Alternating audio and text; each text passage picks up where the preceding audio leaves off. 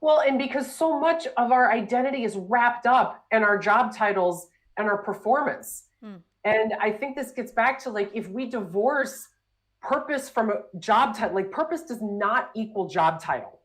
Like it's so much deeper than that. So like if your purpose is being a curious human and showing up with your curiosity in every interaction that you find yourself in, that then is a very different space than I'm a writer. Mm. Like, sure, you're a writer, but like maybe you're a writer because you're a curious person. Like, you can also be a curious person and be an archaeologist or, or a spiritual director or, whatever it is. It's Yeah. just, it kind of takes the pressure off. And, we do not do a good job of that in higher ed. And I'm sure other areas too. But yeah, it's really just learning like you are not your job title. Like Mm. you are so much more than that. You are worth more than that. Like you matter outside of all the degrees hanging on your walls or the student evals or it's just but it's hard. It's hard when everything else says the opposite. Hello, everyone. So, welcome back to Academic Misfits. It's been a long time. You may have heard. Yes, in September, I suffered a fracture of my knee. So, I've been recovering for the last 3 months, learning how to walk. But yeah, how have you been doing? How has everybody been doing? And, are you in the marking season? Are you out of academia and thriving and no longer having to grade anything or deal with AI? So, today, my guest is Liz Angeli. In the beginning, I say Angeli, and that's my bad. Should be Angeli. And Liz was my client for a while, a long time ago, and is now thriving in a role that includes academia because, I guess what I said to her was, this podcast is not about how to leave academia. There's a lot of podcasts that, that's their remit. That's what they do. And they do a really good job of it. But this one is about thriving, really, and finding your own way of swimming in the waters, of skating on the edge without hurting yourself along the way. About finding that part where you have joy, where you find the spot where you're able to thrive, where you're able to be who you want to be. And I think a lot of us are trying to discover how to do that or what was even our purpose. The first time I was asked what my purpose was, first time I was asked what my values were, I didn't know. The only thing I knew was to say, well, my values are being a professor. They weren't about being curious, about having having a free mindset, being kind, working with people. They weren't about that. I didn't know that. I didn't know I wanted connection, variety in my life, curiosity. Those weren't things that I was ever taught while I was in academia, were important values to have. The values in academia mainly centered around the metrics that I could, succeed in getting. So it's been quite a journey. And so I guess these podcasts, a lot of them, people share how they got to where they are. And that, I hope, helps you to see a way forward, a path, one person's path, but it is a path. And maybe it's one you haven't been shown before. So today, our guest, it works in the field of discernment, Ignatius, discernment. And I think I feel like this episode, which comes after some time, comes after a pause where I've learned a lot, and we discussed that in the episode. It also comes at a time when, I'm reconnecting with someone that I haven't talked to in a while. But I think it also comes to this point of like almost a meta academic misfits of how do we understand where we are and why we're there, and almost like there's something bigger than ourselves to connect to. Don't worry, you don't have to be religious, as Liz says in the episode. She works with a lot of people who are atheists and things like this, but we kind of like, broach that subject because, yeah, academia is a place where a lot of people are like, well, you have to be an atheist. And probably we've all, dabbled in some Richard Dawkins and who was that other guy that talked about religion in a really horrible way that I don't read any of those guys anymore. They were all white guys, weren't they? And they didn't really know anything about what they were talking about because they studied like a completely different thing than what they were, writing about. But I feel like there is this kind of like, there must be, a cynicism about religion when you're in academia. So it was really interesting to delve into the spirituality and not spirituality for its sake, but really about understanding ourselves more and leaning into and finding and aligning our lives more with that purpose, that those purposes, because as Liz says, there's not just one purpose. So I hope that you, find this an interesting conversation. I'm so excited. This is the best day ever.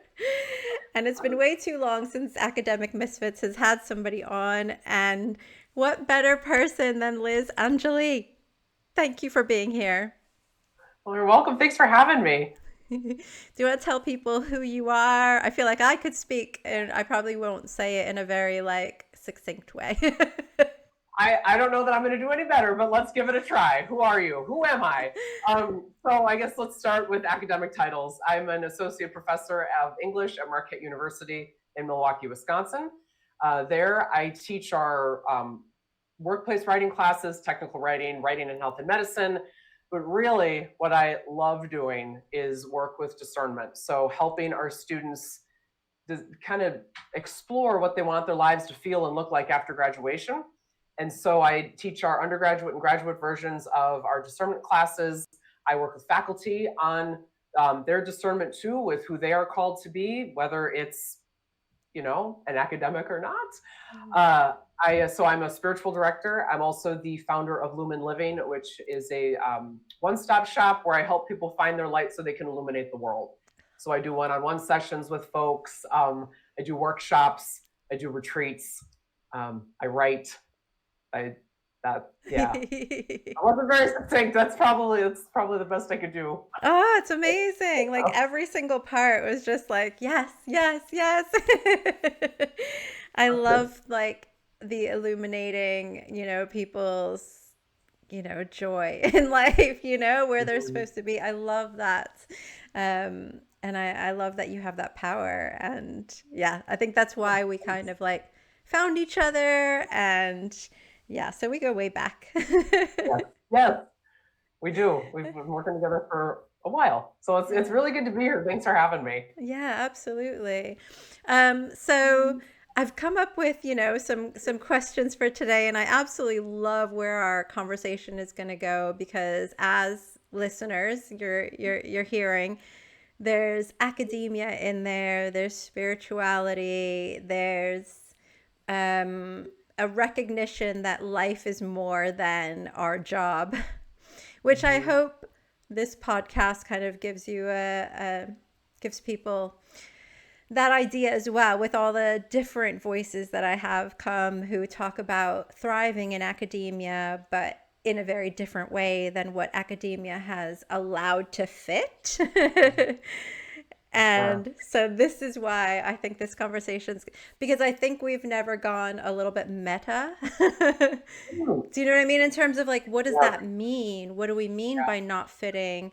Like we could really get down into that. And I mean, I'm sure people may not be prepared for that kind of thinking, but I think a lot of people want those kinds of questions, want those kinds of prompts and do you know what I mean? So is that what your experience has been like in the last couple of years and since we've been working together?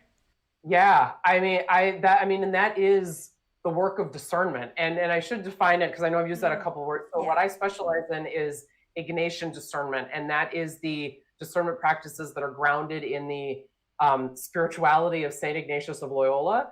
And I just because he was a Catholic dude, he was a priest who lived 500 years ago, but he was truly a visionary. I mean, like, he was thinking about a personal spirituality before anybody else was. He was the founder of the Jesuits. So like we have Marquette and Georgetown and Fordham and all those universities because of Ignatius. And so really how I describe Ignatian discernment is it's so much more than decision making. It's really thinking about how you know how to know, and thinking about what your foundation is and what compels you to a life greater than yourself. And then not in like a, total self-sacrificing, codependent, not like that, but a process that helps you align, where do I stand in my power and my strength? And how does that align with what the world needs from me? And so I started doing this because I was a terrible decision maker. Like in my 20s, and probably beyond that, I just could not make decisions. I just trusted that everybody else knew better than I did about my life. And, and then I started working with my spiritual director 8 years ago. I think we started working together in October 2016, and it completely changed my life. And I started learning about Ignatian discernment, and then, started teaching about it. And through this whole process of these past few years, since, we were working together too, it's been this, where am I being invited to next? And it was really hard for me because everything on social media, even though I'm not really on social media anymore, I cut that out about 7 years ago, said a good academic leaves academia. A good business person does not have an academic job. You are, full out, kind of balls to the wall. You have one job, you are an entrepreneur. And I'd been doing entrepreneurship for a while, and I was just like, pitch decks and, asking people for money. And they would say, well, we're not going to invest in you and your company until you leave higher education. And I thought, well, I am not in a position to do that. Like at the time I was single, I didn't have another income to fall back on. And I just kept thinking that all these people, I wanted to tell them, how nice for you that you have had a career where you have been able to make millions of dollars, and you probably have a spouse who takes care of your house, your family. Maybe you do that together. That is not my life. Yeah. That isn't my life. And I don't know if that ever will be my life, because through going through this discernment process we're always in discernment. It never stops. I mean, it's just always ongoing. And I just realized, maybe there's something here in higher education, and I fit because I don't fit, if that makes sense. Like I can go on, but I know I've just talked for a lot. And so I want to, I guess let me go to my question, because there was a specific way I wanted to ask it as well, because you mentioned intentionality. Was there intentionality in your entering of academia? No, absolutely not. See, after my previous comment about could not make decisions. Oh yeah, I've never been asked that question before. Dang. So I got into academia because I told myself I couldn't do anything else. Oh, wow. That I was only ever good enough to be a student.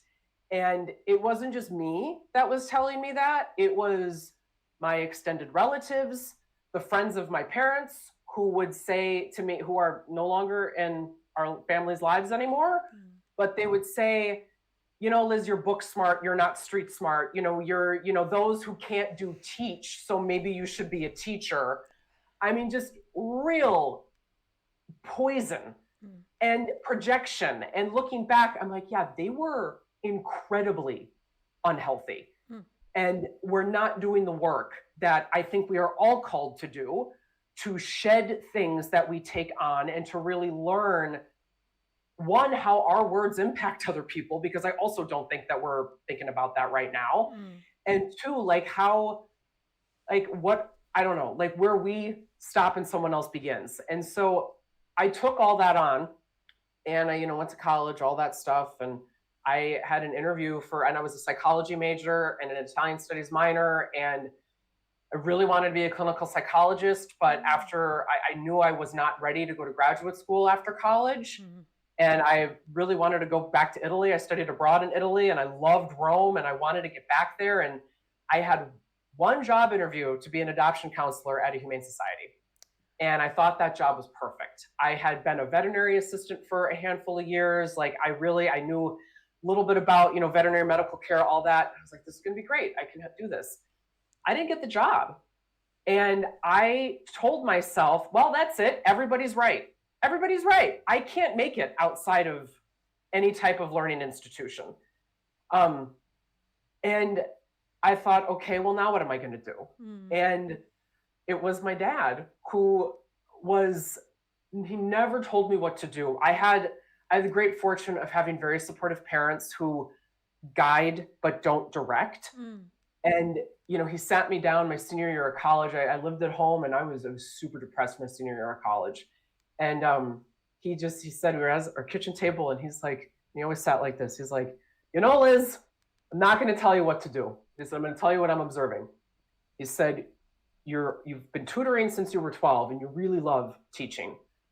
You've been always good at English. You want to get back to Italy. Why don't you go to Italy and teach English for a couple of years and then come back and get your PhD or your PsyD to do clinical psychology?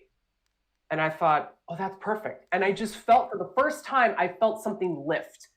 And I thought, okay, well, then I'm going to go to grad school and get my degree to teach English. And I fell in love with teaching writing.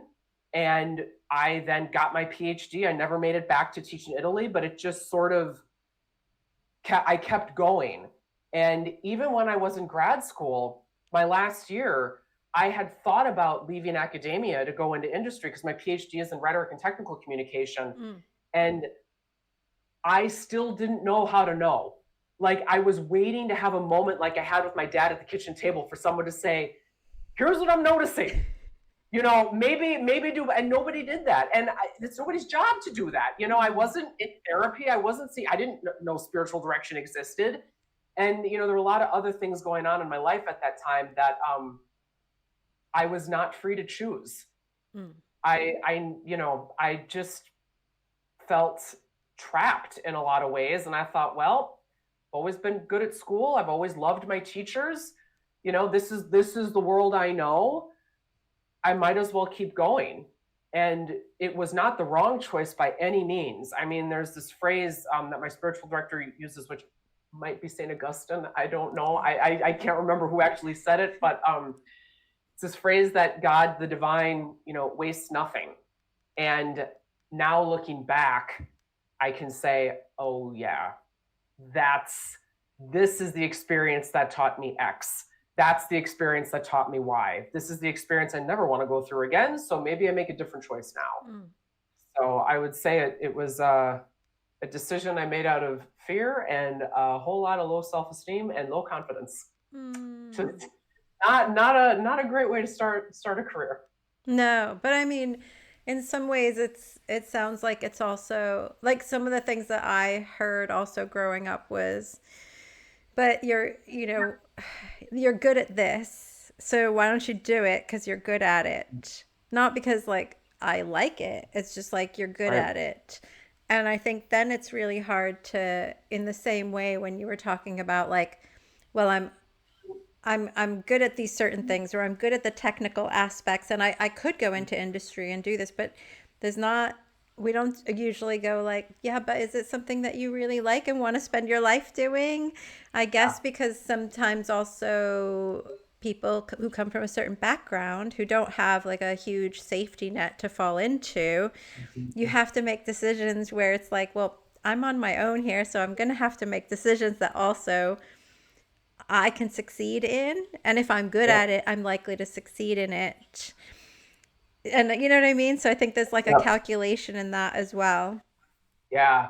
Yeah. And looking back, I had all sorts of what we call in Ignatian discernment surface desires and disordered attachments doing the work. So it was like the title of the PhD was really important.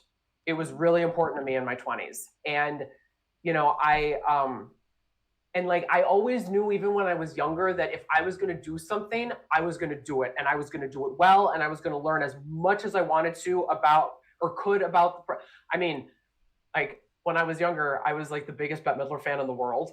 And I took it upon myself at age 10 to learn everything I possibly could about her.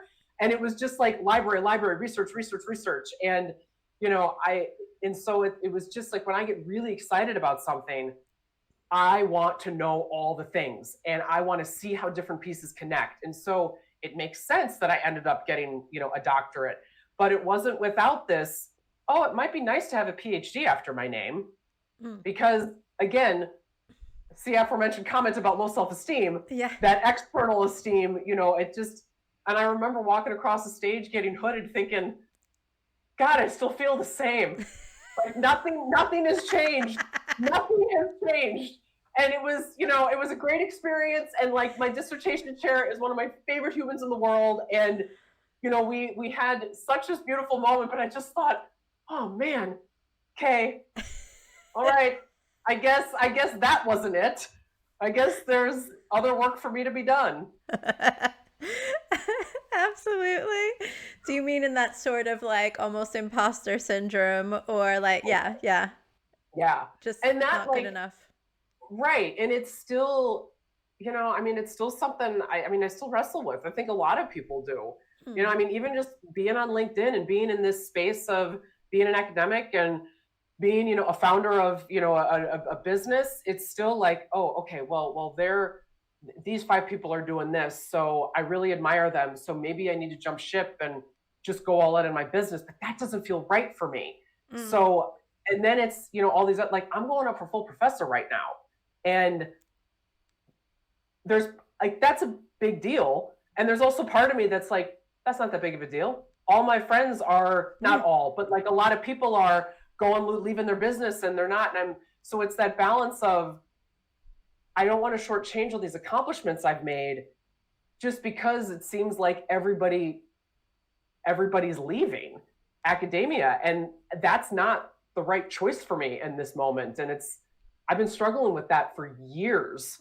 And I just feel like, I feel like I'm on the island of misfit toys sometimes by myself. Like, maybe there's other people, but it's a lot sometimes.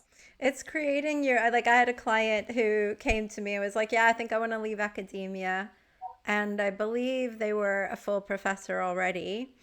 But then we found out, or, in the process of working together, they started working on like film. And even though they were in the school of business, they started working on like documentaries and things. And they were like, actually, I'm going to go to the boss, and they did have power within the university, right? So they could like negotiate contracts and things. And they were like, I'm never writing another journal article again. I'm just going to do documentaries.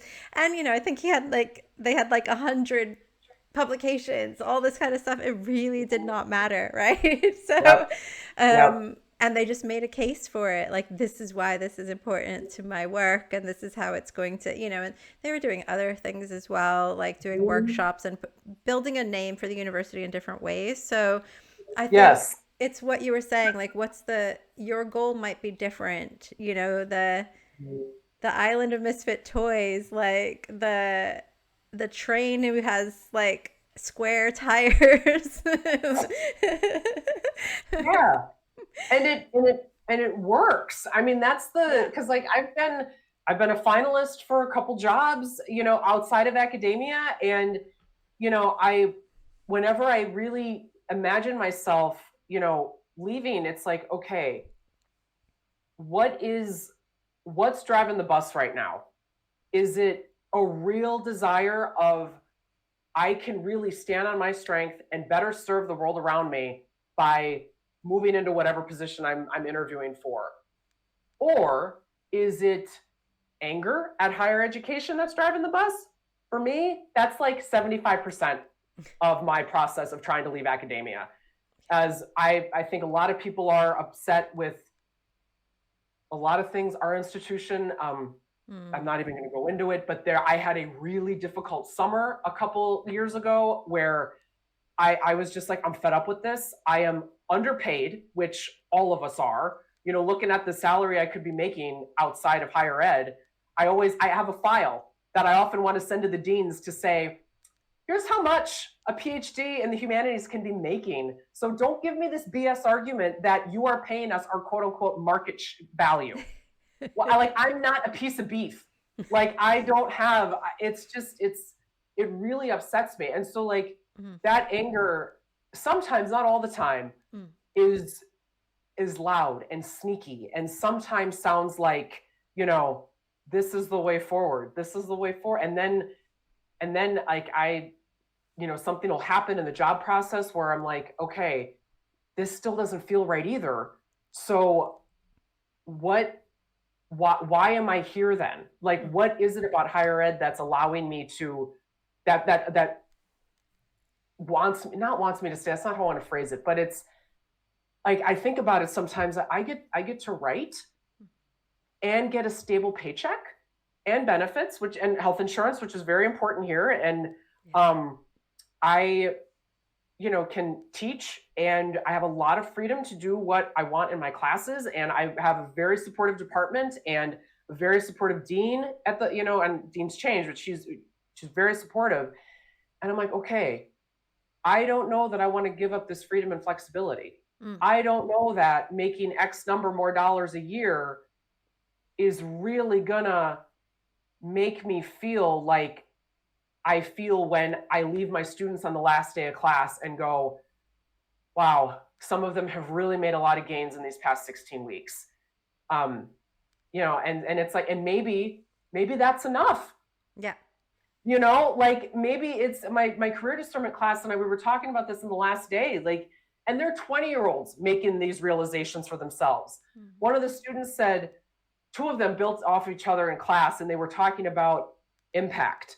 And they're like, I don't know that impact is always what we see it. I think impact sometimes is just holding the door open for someone and smiling at someone on the street. And I went, yes, because the butterfly effect is real. And you have no idea what that person is going to do. It's that, domino effect, and sometimes the best way possible. And it's like, okay, if I can get students to see that, that's the world that I would love us to be in. And I'm not going to be able to do that as a technical writer or an instructional designer or a program developer for some, hospital organization or whatever it might be. It's really, higher ed is, a dumpster fire sometimes.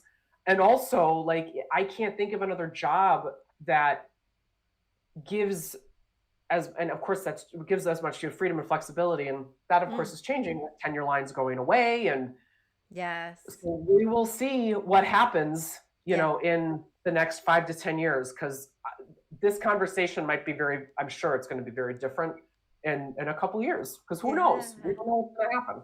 We'll need to do it again. I think it's really important. It's one of the first things I used to do with clients is like, what are you motivated by? And I've even started like increasing that motivated by to be like, in writing, what are you motivated by? In research, what are you motivated by? In teaching, what are you motivated by? Because some people are like, when I taught, I used to love making my PowerPoint slides the most pretty, like really striking visually. And I'm like, I could give a crap what they look like visually. Like if the words are there, if they can read them, okay, that's cool. I'm so practical minded, which is why I didn't buy this nail polish.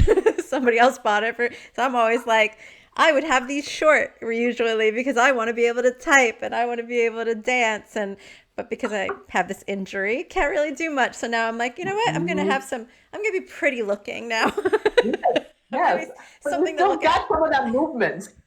Yeah, I just it doesn't go away. You got a little of that, dancing in there. I'm taking, oh my God, just to tell you. So because I was so upset that I couldn't dance, I actually hired somebody who's a traditional Chinese dancer. Her name is Wow. Pei, and she's the director here of Movema, which is an amazing organization, charitable organization. And I was like, Pei, I want to learn. I've never paid attention to my hands. Didn't even know I had fingers. So we do these movements, like just opening up and I was like, wow, had no idea that I had all of this. So when I go That's back to amazing. dancing, I'm gonna have arms and fingers and everything, all the joints. Well, that's exact. I mean, it just this experience again. Divine Mm. waste nothing. You're more aware of the fullness of your body, which is going to allow you to engage in life differently. Yes. You And know. something I was gonna ask you as well, because she asked me something, and it's only those moments when you have that pause, right? And Mhm. the pause, so many things happen in that pause. Oh yes. And I've had to pause. And she asked me, because I love dancing, but it was Yeah. like when you were talking about, oh, those five people and their like pitch deck or their, the way they market themselves or the da da da da, am I doing it right? Um, I've done that with dancing forever. I look at myself in the mirror. Oh, does that look like the teacher? Oh, yeah, I look like the teacher. I'm happy. She asked me, when are you happy dancing? Because I see you concentrating and working really hard at this. And she's like, this dancing should have like wonder Ooh. and joy and curiosity. And I know that you have that because of the work that you do, right? We have wonder, we have curiosity. That's what we have. And she's like, when do you allow yourself to like point and go, huh?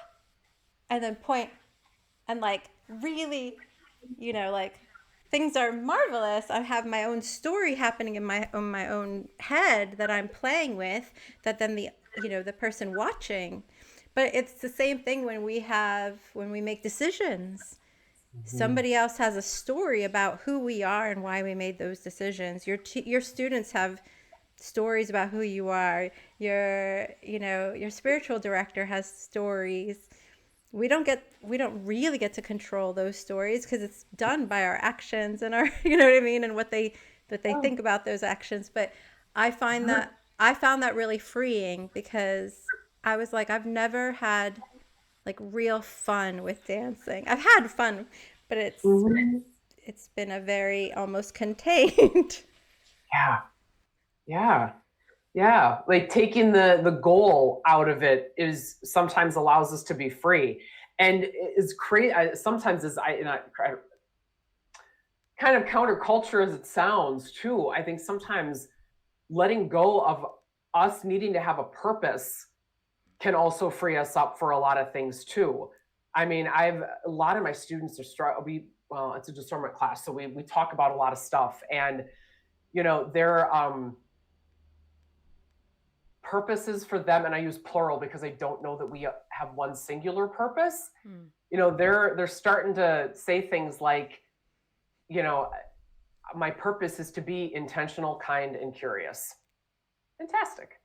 Like that's gonna show up in every area of your life, not just when you're being a dentist or a park ranger or whatever you want to be. And so, like, then other things can come forward. Like, even just watching your face while you did that. I mean, I really was, I'm like, what is she looking at? Like, I want to see what she's looking at. Like, what is she seeing? It was captivating. And it wasn't some big, huge production. I mean, you were just in the moment. And I don't know, it can Hmm. really, like, freeing ourselves up to wonder and explore and imagine. That's another reason I love Ignatian Discernment, because he was all about daydreaming and seeing yourself in a situation like that. And I mean, his main book was scripture, but like seeing yourself in the stories of scripture, wondering like, okay, now today I'm going to play the role of the donkey at the manger or whatever. I wonder what it was like to be the donkey in that scene. It's like that is my kind of spiritual exploration. Wow. Like I just, it's like, I wonder what it was like to be like that. Or, even just reading like a poem or your favorite story or whatever it is, like, I wonder what it would be like to really be in that situation in a different type of perspective. And it just can unlock so many things that have been tied up in us that we don't even realize. Yeah. When do you feel that? What are you doing when you feel that kind of joy or that kind of freedom or that kind of like liberation from the critical eye? Do you have moments like that? Honestly, when I am doing workshops on discernment, like I feel so alive when I am in front of people and connecting with a group. It's and then it's not to say that the critic doesn't come up afterwards, where it's just like, could have done that better. And I'm a Virgo, this about me, like I'm a Virgo and I'm a 1 on the Enneagram. And so it can be really hard to be in my head sometimes. And so having that, when it's go time, like when it is my time, I love it. I absolutely love it. And, I really feel connected to just things that are outside of myself by being in the presence of, other people. And, it's, I would say that. And sometimes when I'm writing, like when I'm really hitting, I don't like to, like, it's kind of in the zone, but it sometimes feels different than that. It's just like, okay, here it is, write it out. I wish that happened more often than it does, but it's one of those things like you can't control. It's like, I open up whatever I'm working on. It's like, oh, I wonder what today's going to look like. Maybe it'll be 3 sentences. Maybe it'll be 3 pages. Maybe I'm just going to tinker and line edit for a little bit, but it will get somewhere. Wow. I think like some people might be surprised by that, or I'm surprised by that, because sometimes I'm like, no, you said you were going to write three paragraphs today. Like you have to do it. Do you kind of go with what you check in with yourself and go, how are you feeling about this? Yeah. Because I think that's a huge transformation for probably our listeners. Yeah, I so like again, like my PhD is rhetoric, writing studies, technical communication. Writing is really hard. Period, full stop. That's why people are taking shortcuts now to be efficient. I have a lot of feelings about all that. AI everywhere. Yeah. Oh my God. And I am deeply concerned for a lot of reasons, but the writing process is supposed to be hard because critical thinking and reflection is hard.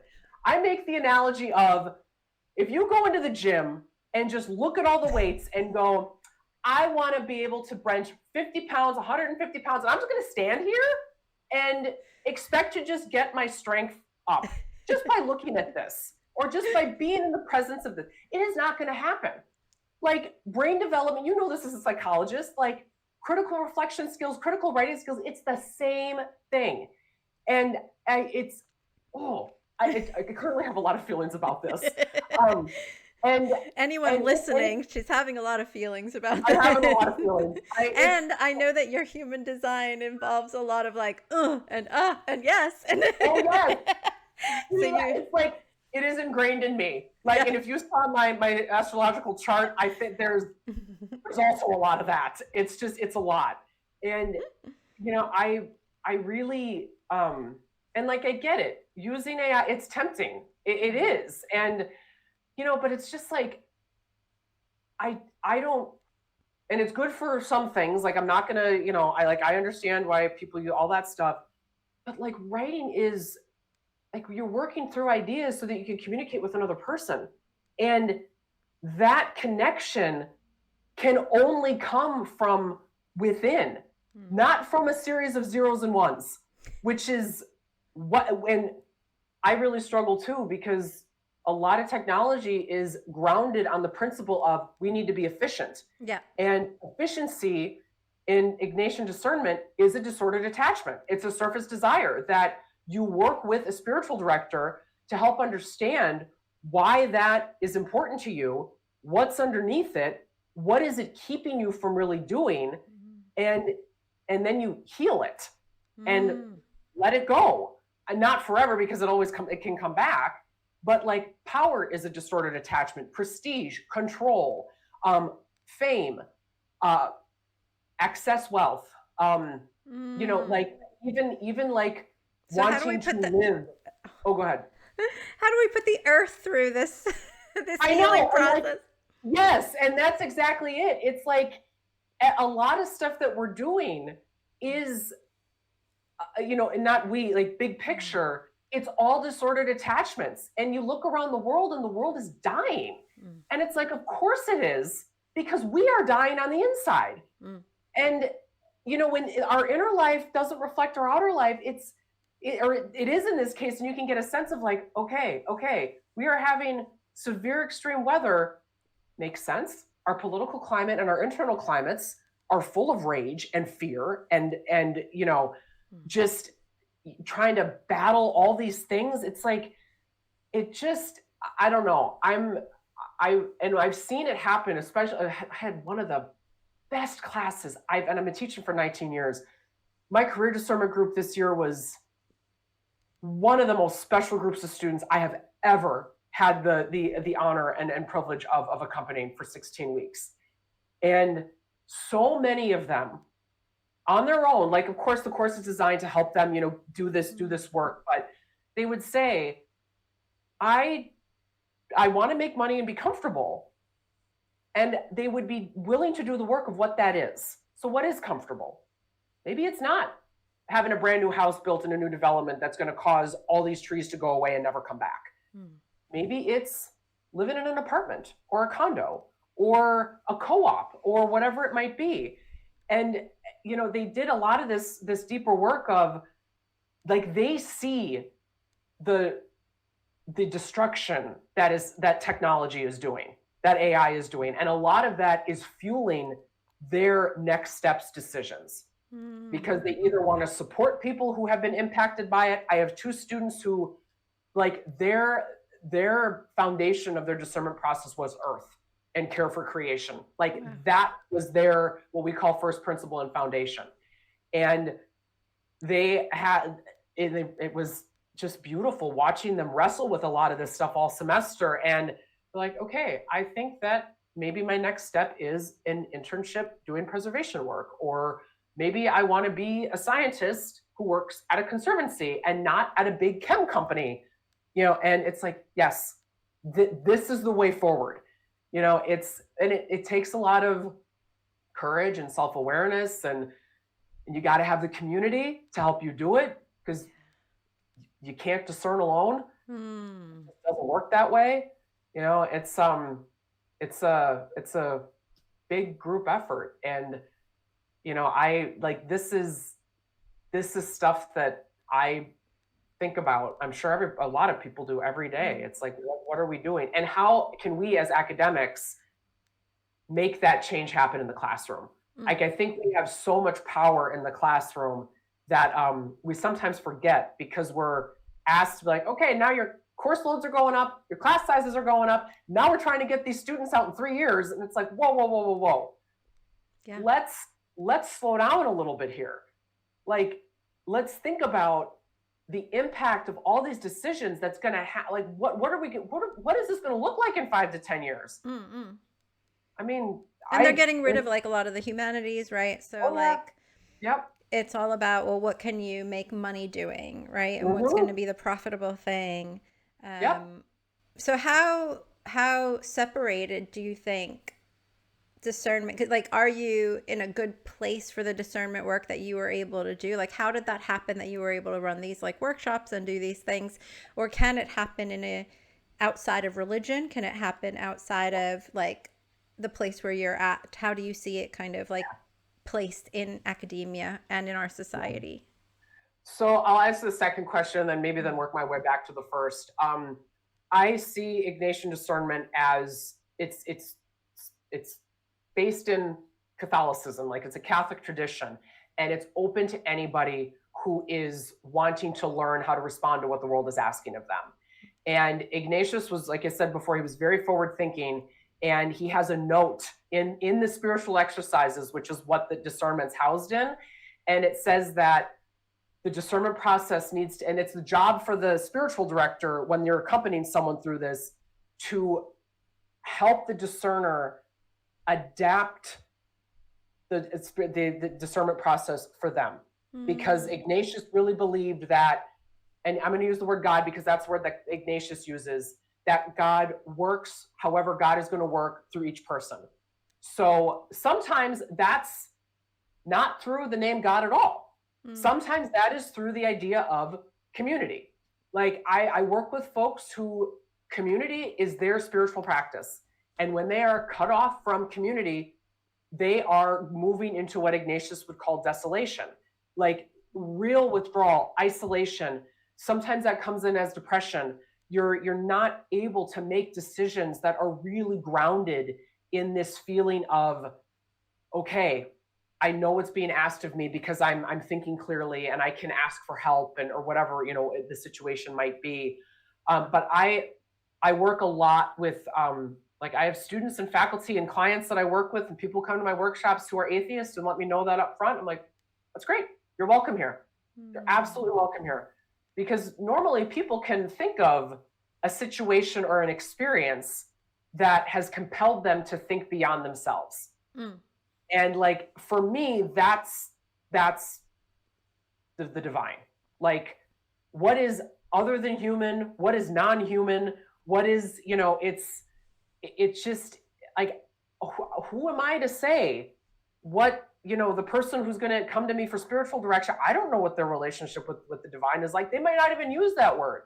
I've got folks I accompany who we do not use the word God because they cannot use the word God because they have been seriously harmed physically, emotionally, spiritually, mentally, in the name of religion. And, we then journey together in helping them reclaim that, help them find that source of love, justice, compassion, whatever that is for them. And then we see, okay, now that you've reconnected with that, what is life asking of you? How is that? I'm trying to think, like great mystery, or I used to not be able to use the word God for years. And my spiritual director and I used the word loving energy, because that's how I experienced it was, I know that I am connected with something that is outside of myself while also connecting me with the world around me when I feel this experience of loving energy. Yeah. So I again, my degree's in rhetoric. Language frustrates me to no end because we have to use it in order to explain it, but it limits, and it just like I don't even use pronouns when I talk about the divine anymore, because it's like, it's not she, it's not he, it's not they, it's not it. The divine is the divine. The universe is universe. All that is beyond my understanding. I maybe have this much, and then you have this much, and then someone else has this much, and then we come together, and I think we each have insight into what this, maybe capital T, is. Yeah. And discernment can help do that. Yeah. That is amazing. Yeah. Yeah. And I guess, like, is it resistance in bringing this into the university? Yeah. So here's the thing. Part of me is, I don't know what to say. Cavalier is the wrong word. When I really believe in something, I'm just doing it. Like, again, Virgo 1, all that. Like, it's important to me. And luckily, I have the great fortune of working at a Jesuit institution. And so Ignatius is part of our DNA, part of our very foundation and mission. And when I do that, even on campus, I talk like this. I don't use Bible verses. Spiritual Exercises uses the Bible as the main form of helping us with discernment. I'm like, that works for a lot of people. It also doesn't work for a lot of people. And so, like, I use quotes from RuPaul, and Kelly Bishop has a memoir, like The Third Gilmore Girl. I draw from her. I'm listening to Molly Shannon's memoir right now, and she's got some stuff from like, ooh, I think I'm going to pull from that the next time I teach my discernment class. Oh, I'll have to look that up. Oh, it's good. It's good. I really am enjoying it. Oh, wow. But I have been encouraged to make discernment secular. And even in the book I'm working on right now about Ignatian discernment, there was a comment that said, I might take this God stuff out of this part. And I went, no, because that would be appropriating a 500-year-old tradition and co-opting it. And I'm not going to do that. Yeah, I would be disingenuous to this tradition that has helped millions of people, from all walks of life. And I really see it as sort of one of my discernments is, working on this book, and it is one of the hardest things I have done, but talking about Ignatian discernment in a way that makes sense for our times. And how it makes sense for our times is not using the exact language that Ignatius used, but still finding the spirit of what he was doing and bringing it to, people who are agnostic, atheist, spiritual but not religious, Buddhist, Jewish, whatever it might be. It's a big spectrum. Yeah. And if you're interested, you'll know. That's the thing. I always trust that people find their way. And, I've had workshops with students where, they've sat for, it was a 3-hour workshop. Students were there for an hour and then they left. And I just thought, okay, you got what you needed. Seeds maybe were planted. That's all I can do. You have no idea what's going to happen in 5-10 years. Yeah. So was there something where because I feel like you are a perfect person to be in this. It sounds like you found your place in this because you said, this is where I feel most at home, right? I feel really good when I'm in that space, when I'm running these workshops. Was there, but your degree is in rhetoric, you teach technical writing, that sort of stuff. Where did it happen that you found these strengths within yourself? And what did you learn about yourself in that process? I know it's so cliche, but I never could have envisioned that this is what my career was going to look like. For the first 10 years, I was working with firefighters and paramedics and helping them document patient care more effectively and teaching them effective writing skills. And it makes sense looking back, there is almost no more area of medicine more unpredictable than EMS and fire. It's that's what it is. And I loved it. I was an EMT for, a while and all that. And and then I'm trying to think when it actually started. So I've always been interested in spirituality and Catholicism. I've thought about becoming a nun no less than 3 times in my life, as recently as earlier this year. And I am in a committed partnership. It was a moment of oh my God, this can't be coming up again, because I know that this relationship is the relationship. And then doing discernment work, it's all right, good people are tempted by the good. Being a nun is a good thing, but it's not for me. And so I've always been close to nuns. My spiritual mentor, her name was Sister Arlene Einwalter. She died a year and a half ago. And I just have always had this has always been a part of me. And I was very active in church. I, again, had the great fortune of being in a church community that I never felt like being gay was wrong. I had extended relatives who were in other types of Christianity that made me feel ashamed and, okay, maybe there is something wrong with me. But, it was always very supportive. But then I went to grad school and I went to my PhD program, and I was out with people for the first week. I think we were there, and we were going out for drinks. And I just kind of casually said to somebody, without even thinking about it, because it was just so core to who I am, I said, I'm Catholic. And this person looked at me and said, aren't you smart enough to be an atheist?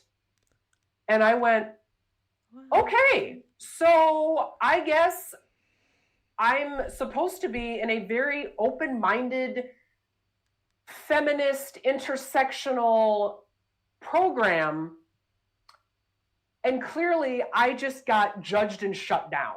Wow. So I put that part away for, and What university was it? Did you go where? I went to Purdue. It was a public university. It was Purdue. And I was so fortunate that I had two professors who invited me to go to church with them. One of them ended up being my dissertation chair. Oh, wow. And his name is Rick Johnson Sheehan, everybody. Like, I love Rick. Rick is still one of my favorite people. And I went to the Episcopal church on campus, and like, he would be there on Sunday with his family. And it was great. And, you know, and I had professors who were taught by nuns and were Catholic, and we could talk about that stuff, and it was great. But when I came back to Marquette, all this to say, you know, flash forwarding, you know, years, I started working with my spiritual director, you know, whose name is Michael. And I heard a call to become a spiritual director when I was on silent retreat years ago. And I remember, I can picture exactly where I still was. And I heard this voice that just said, consider spiritual direction. And I went, that's dumb. Like, I'm already in spiritual direction. And I thought, of course, if I'm going to have this great mystical experience, it's going to be something that I already know. Cool. So like, I go to my spiritual direction session with Michael, and I'm like, Michael, I got to tell you what just happened. And he said, what if that voice is inviting you to become a spiritual director? And I said, I can't do that. That sounds hard. I can't do that. Like, I can't do what you do for people because you are incredibly gifted, and there's no way that I could have those gifts. I teach right. Like, there's no way. So everything just sort of built, and I went to spiritual direction training, got my certificate. Then I started working with people. Then I started wondering, what would it look like to bring into the classroom? Then I still don't know how this happened, but I had this activity called a discernment map in one of my classes. And I got called by Mission and Ministry to a Teams meeting years ago. And I was like, what is happening? And so I come on the screen and they're like, Liz, can you tell us about this discernment map? And I thought, how did you get a hold of this? Like, I don't know how. And so I told them about it, and they said, we want you to run an activity for Mission Week this year on your discernment map. Okay. And I thought, okay. And it just sort of kept growing from there. And, you know, and it has not been without its growing pains. Like, I left my work with the first responders years ago with no real clear understanding of why I was feeling the need to close that. But as soon as I closed that, and I had to leap into something that was totally unknown, that allowed for space and energy and time for like my discernment classes to develop, and for Lumin Living to become, you know, whatever, you know, it's going to become. And so and like, I still do the work of, what have I learned in graduate school? What have I learned, you know, and I'm back to school right now at Loyola Chicago, because I know that I have more to learn about ministry and spirituality. And you know, it's the slow unfolding never stops. I love that. I love that closing that chapter also allowed other things to blossom. And yeah, have you, in the same ways that you said to the spiritual director, you've got all these gifts, are you now more aware? Or has somebody come to you and said, "Ooh, Liz, but you have all these gifts." Are there things that you've learned from your community that have even opened up your spectrum of the things that you're able to do for people? Yeah, I think I learned more about what I'm good at from other people. And that sounds like exactly what I said earlier, but it's different now. Because I sometimes get limited in how I describe what I have to offer, because I only have my life experience. But kind of like what you were saying earlier, I learn what discernment is from reading my students' final reflections. I learn what Ignatian discernment is from the workshops that I go to and the questions people ask, or whatever we're creating, or whatever the focus of the retreat or the workshop is. And then I flat out asked one of my colleagues a couple of years ago, because she hired me to do a discernment workshop. And I just said, can you please tell me why you hired me? I said, I don't discount it, but I said, I need more words to describe what I do. And she said, yeah. She said, you make spirituality practical. Like you're very grounded. You're very, it's not this esoteric, it is this esoteric thing, but you're able to bring it into lived experience in a way that brings people in rather than shuts people out. And I thought, that's awesome, because that's what I was hoping I was doing, without even realizing that that's what I was doing. And, and I learn a lot from, student evals when they write, what was good about the course or what could have been better. It's like, oh yeah, maybe we needed to spend more time on that, or maybe I could have explained that in a different way. And, so spiritual direction has helped a lot with me kind of discerning my gifts and, how that can respond to what the world needs. I keep thinking about like this book that I'm working on.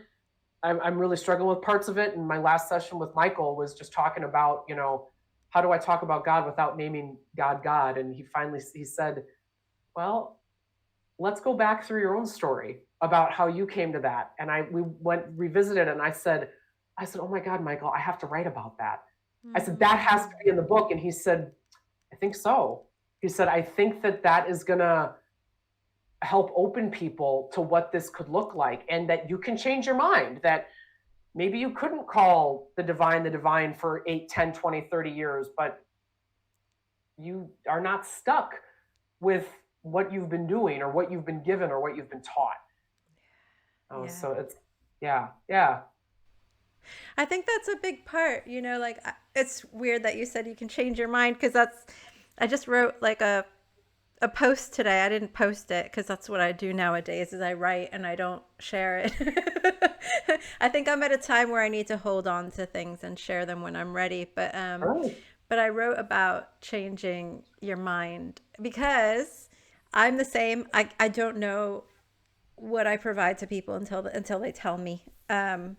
And then I have to remember to write exactly what they said down, reflect on it, and then go, how do I put this into my own words? Or maybe I use their words, or does it give me insight into something else? Maybe it gives me insight into how academia went sometimes. And that was what it did, the change your mind, because my client that I'm doing evaluations for said, Luna, you're just so curious. It was such a powerful word than all the other times that they're like, oh, you're such a genius with data, blah, blah, blah, blah. But the curious was like, tell me more. Like, I want to learn more about this. She didn't have enough to, like we were just on a quick Zoom call. But I thought about it and I was like, that's really a powerful thing, because it's about listening. It's about adapting. It's about not having all the answers. And I always felt like in academia, I was doing everything wrong, because you're supposed to have the answers. You're supposed to, even with students, right? Like, oh, well, you're the one that should have the answers, especially as a woman or a woman of color. If you don't have the answer, then you shouldn't be there, right? Like, so it just felt very different being curious in academia. Yeah, I think you're right. And I love how you were curious about the comment about being curious. Like, it was so meta. I was like, there it is. There it is. Like, you didn't just accept it and go, yeah, you did that, and then you wanted to know more. Thus proving the point. I didn't just like write it on a T-shirt and then. Yeah. Okay.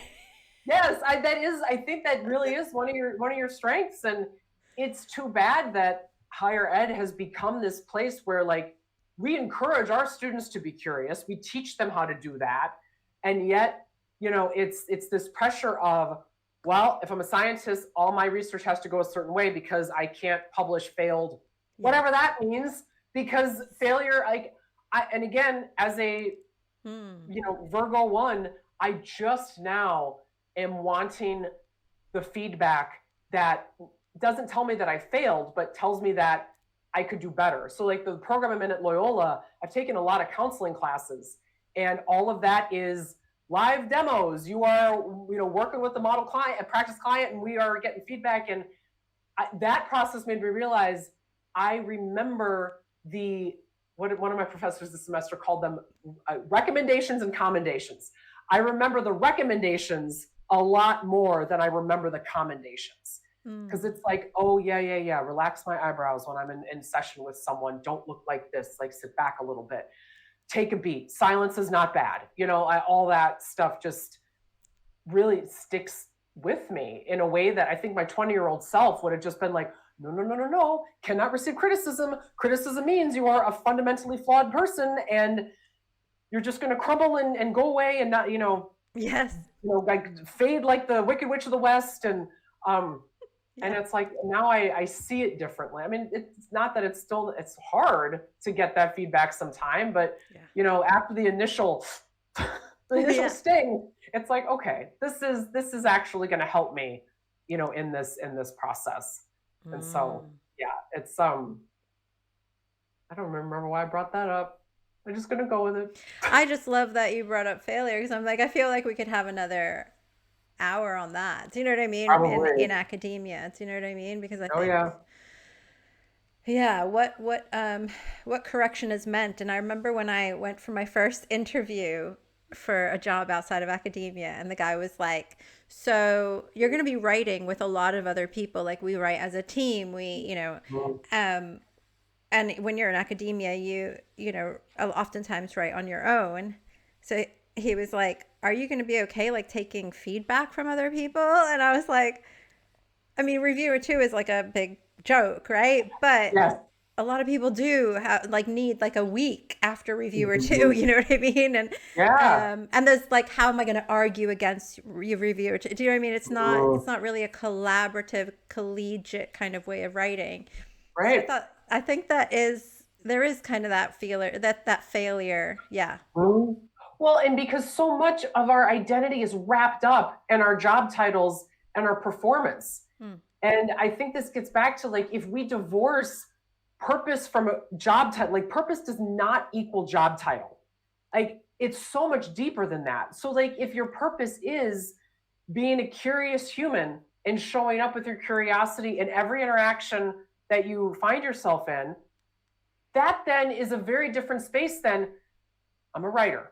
mm, Like, sure, you're a writer, but like maybe you're a writer because you're a curious person. Like, you can also be a curious person and be an archaeologist or a spiritual director or, whatever it is. It's yeah. just, it kind of takes the pressure off.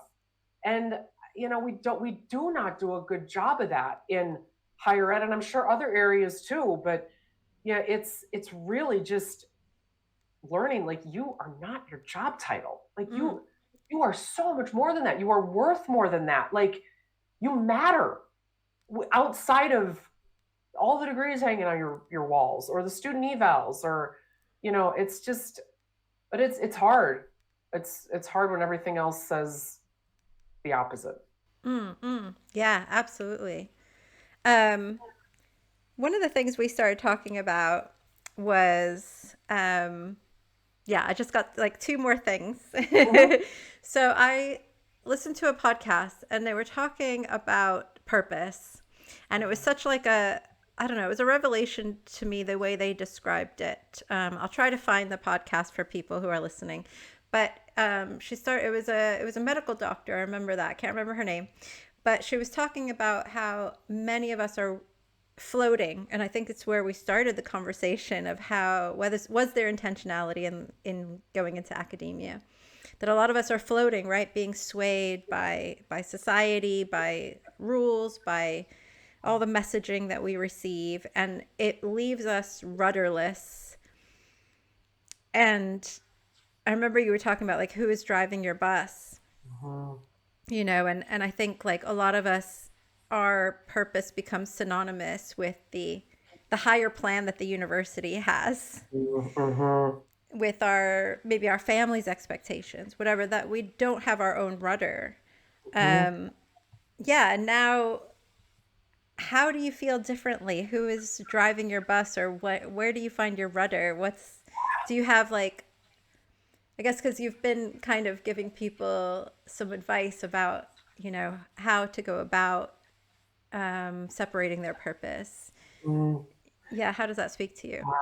Um, it hits to my core because it goes back to in Ignatian language what he calls the first principle and foundation, and for him, it's to serve God, whatever that is. It's, like Ignatius wanted to be a missionary. That's what he wanted to do.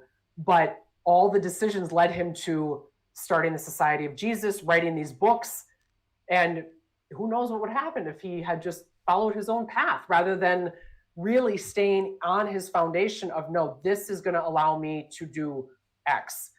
I've done a lot of work with the first principle and foundation just for myself. And I rewrote St. Ignatius's principle and foundation. And my foundation is love, capital L. Like that, whatever is going to help me grow in this feeling that I know is this loving energy that helps me bring others to whatever their first principle and foundation is, because it's not the same as mine. It's different. That's the foundation that I stand on. And I do workshops on finding your foundation, where the whole purpose of the workshop is, what is this? Like, what compels you to go outside of yourself? And for some, when I just did a workshop with faculty a couple months ago, and people's answers were justice, love, peace, inclusion, belonging, like compassion, all these, community was a big one. Like all these things, when brought together, I mean, that's the way forward. We can't all do that ourselves. Like we need each other to stand on our own foundation. So we're not, I love that. So we're not floating. And I have to be attuned to that every time I sit down to write, because it's like, well, I could do the blog post, I could do the LinkedIn post, or I could work on the book. And it's like, okay, the blog post and the LinkedIn post, that's going to give me impressions. So maybe I should do that. And meanwhile, my book is just sitting back here, kind of taking a back seat. And it's like, and then after, and it happens every time. It's not that the writing, the LinkedIn post and the blog posts aren't good. Like they're doing what they need to do. But after I work on the book, there's this deeper sense of, yep, that was 20 minutes that made me feel connected to this foundation. The other writings have a little bit of that, but it's not as deep. And, it's sort of, and that's the thing too. I have no idea what's going to happen with the book.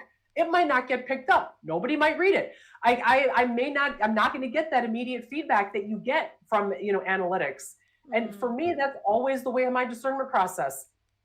The uncertain path is the path forward, because it has more freedom, it has more risk, it has more fear, but there's also a lot more of like, oh, I can sort of do what I'm feeling led to do, rather than, oh, I have to do this because this is what LinkedIn is telling me I have to do, or Squarespace is telling me I have to do, or whatever it might be. It's just like, no, I can live over here in this fun sandbox of, I don't know what the hell this is going to be. I love this fun sandbox. Yeah. Well, I'm going to have to remember that when I open the book next. It's like, okay, this is the fun sandbox. Yeah. Well, when you were saying, because this is the part where I'm going to ask you about the song, but when you were saying the big L, I just kept thinking of L is for the way you look. But I'm sure that's not your song. Well, it's not too far though. It's kind of close to it, sort of. But yeah, what's in your playlist, or what's your theme song, or what's your me and my clients the other day tried to think of our theme song for like 2025. Do you know what I mean? Like, what's 2025 got a song? Most of mine are like, yeah, they're deep and like I'm going through some shit. You know what I mean? Yeah. But what have you got? I have been thinking about this ever since you reached out to me to be on your podcast. And there are the answers that I think I should say, but the one that keeps coming back is the one that I'm like, I don't know how this is going to land, and I'm just going to go with it. So it is Bette Midler's version of Shiver Me Timbers. And it's not on the Songs for the New Depression album, which is where she originally sang it. It is on her Live at Last album.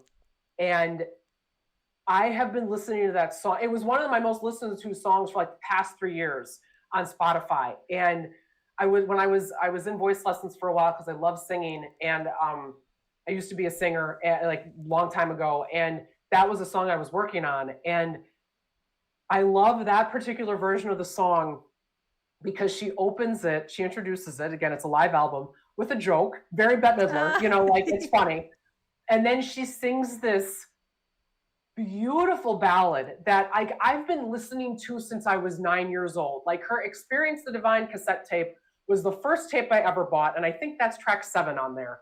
And it's a greatest hits album. And now, decades in the future, I'm like, God, this song is so deep.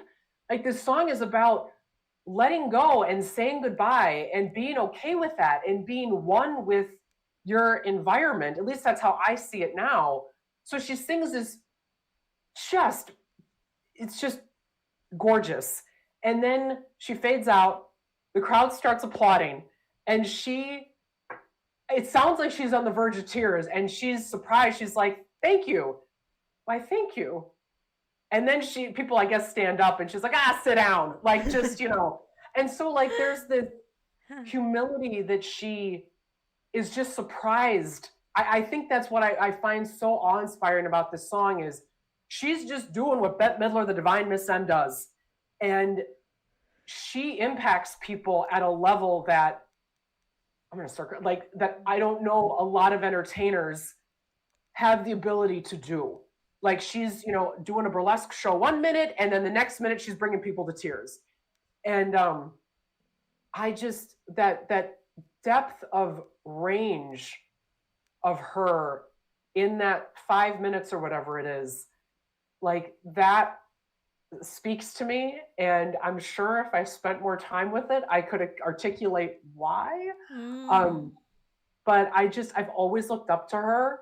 And as I've, gone through different phases of my, life and now in adulthood, like that's one thing I really admire about her is yeah. So I highly recommend but it's the very specific Live at Last. I think it's on. Yeah, it's on. It just popped up yesterday for me, and I was like, oh yeah, I think this is the song. That divine timing where it just came up. Yes, with the Divine Miss M. I mean, it's no surprise that like when I was 9 years old and I saw Hocus Pocus in the theaters, I was like, who is this? And I need to know more about her. And I think my parents were like, that's Bette Midler. She's known as the Divine Miss M. I'm like, what is that? Like, what is that? And yeah. And then that was one of those pivot moments of my life. My life probably would have been very different if I had not begged my parents to take me to see that movie for my 9th birthday. And she, like you said, she does one thing 1 minute and then another thing the next minute, but she still brings like herself to all of those. You know what I mean? You still have like, her, and when you see her on film, her when you hear the music. There's no like mistaking it. And I don't know, there's something about your story, and what you've been talking about. Like, well, I'm a singer and I also have been an EMT, and you know what I mean? Like there's a lot of different, but at the same time, you were saying a lot of that uncertainty. I loved being in that realm. There was a lot that I could have noticed. That's true. That's true. Thank you for reflecting that back. See, perfect example. Like we community to help us deepen and learn, and and that tracks. Like that settles deeply. So thank you for reflecting that back. What a gift. This has been such a great conversation. I feel so like warm and yes. This is a blast. Thank you for listening to me. And your questions are, curiosity, right? I mean, your questions are, even when we're working together in coaching, like I still think about a lot of those conversations and how we got on to talk about Harold and Maude one day, and it made sense. Like it made sense in the context of what we were doing. Yes. And so like that's this has been a great joy. Yes, so same. Yes, I hope it's not too long again until we get to chat. But I hope that the audience loves this. This is a great Christmas gift for everybody. Yes, yes, yeah, and all the holidays and light. It's always finding that light because we all have it, and the world desperately needs it. So can people find you online? Where can people find you? Yep. So I post on LinkedIn. So you can find me at Liz Angeli. That's where I do most of my posting. Lumin Living also has a LinkedIn account, but following me on LinkedIn is the best way to do that. I also have accounts on for Lumin on Instagram and Facebook, and so everything gets posted across platforms. Just because, as much as I sort of balked at the idea of being on social media, I was like, well, people need to be able to find you, and so I was like, okay, I can at least do this. I write about monthly on my blog called Mundane Wisdom, Finding the Deeper Truths in Everyday Experiences. And so people can sign up for that on my website. My website will, I'm sure, be in the show notes, but it's I need to do that. luminllc.com. So yeah, you can find me there. I keep my workshops kind of up to date too. And if anyone wants to meet me for a discovery, session just to see if we'd be a good fit to work together, my calendar is about 6 to 8 weeks out. So you can book on there too. And happy to talk about workshops, retreats for students, faculty, staff. Doesn't matter the discipline. I've done discernment workshops for business. I'm doing occupational therapy next semester. I'm doing college comm next semester. It's discernment across the curriculum is what I call it when we do stuff with students and faculty. Amazing. Yeah, thank you so much. Yeah, thank you.